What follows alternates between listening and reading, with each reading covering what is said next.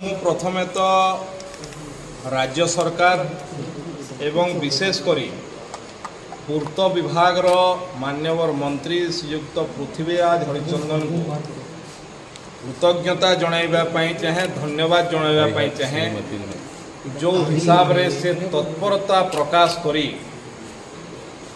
जो लगाण वर्षा फल झारसुगुड़ार जो व्यापक क्षय क्षति होता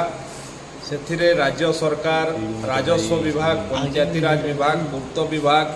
ग्राम उन्नयन ग्राम निर्माण विभाग समस्ते तत्परता प्रकाश करी क्षतिपूरण देवाई आकलन करने आरंभ कर किछि क्षतिपूरण देवाई किसी अर्थ आसबार व्यवस्था है एवं पूर्त विभाग मंत्री को आउ थे ये धन्यवाद देवाई चाहे जितेबाला मुझे भुवनेश्वर एठू जा देखा करी जे NH-49 रे वर्षा कारण विभिन्न जगार रास्ता भांगी फ्लायास विभिन्न जमी को माड़ी से तुरंत चीफ इंजीनियर को मोर सामने डकैले मोर सामने मीटिंग है चीफ इंजीनियर उपस्थित थे से तुरंत निर्देश देले NH विभाग वरिष्ठ कर्तृपक्ष माने कर्मचारी माने तांकर आसी जगार स्थानर निरीक्षण करी एवं तार मरामती करने सांगे सांगे जो जो चाषी मानकर क्षति होती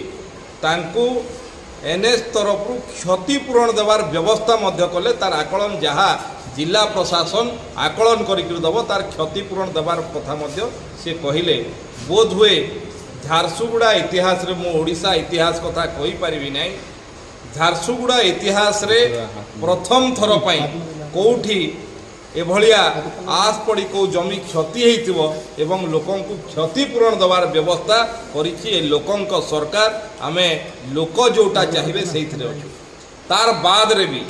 मु आज मान्यवर आरक्षी अधीक्षक आमर जिलार जे SP महोदय को देखा करने आसती एवं मो तरफ गोटे अनुरोध करिछि पत्र माध्यम रे जे जो कॉन्ट्रैक्टर ये काम करुछंती जदि किछि नियम रो उल्लंघन करिसंती ताहेले ताकू इनक्वारी करिकरी आईन अनुसार FIR लॉन्च करिकरी से कॉन्ट्रैक्टर विरुद्ध रे मध्य आईनगत एवं कार्यानुष्ठान ग्रहण करिया पई FIR करिकी ता पई आज SP महोदय को पत्र देछि ता संगे संगे मु आपण मान को जणाई देबा पई चाहे आज मध्य मु गोटे पत्र पूर्त विभाग रो मान्यवर मंत्री को लिखिछि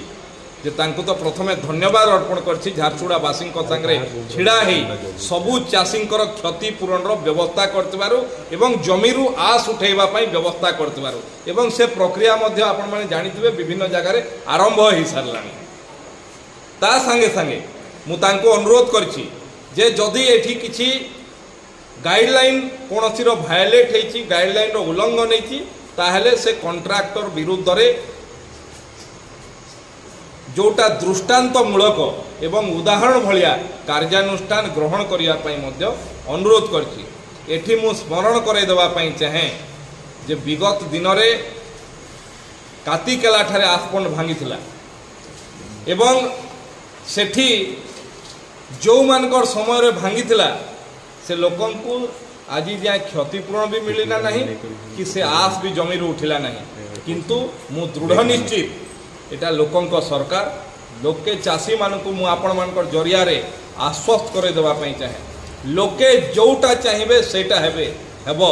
एवं लोकंकर जमीरु जो जोठी आस माड़ी संपूर्ण भाव रे आस उठा जिवो तांकु क्षतिपूरण भी दिया जिवो एवं जो कॉन्ट्रैक्टर ए काम करछि तार विरुद्ध रे दृष्टांतमूलक कार्यानुष्ठान मध्य निया। झारसुगुड़ा की लेडीज सुना आपने फैशन की सबसे बड़ी सेल चल रही है सारे कपड़ों पे अप टू 10 to 50% ऑफ। जाना है कहाँ? श्री कल्याणिका वस्त्रालय में। संबलपुरी साड़ी की नजाकत हो या कुर्ती सूट का अंदाज, ब्राइडल लहंगा का शाही लुक हो या वेस्टर्न वेयर का स्वैग,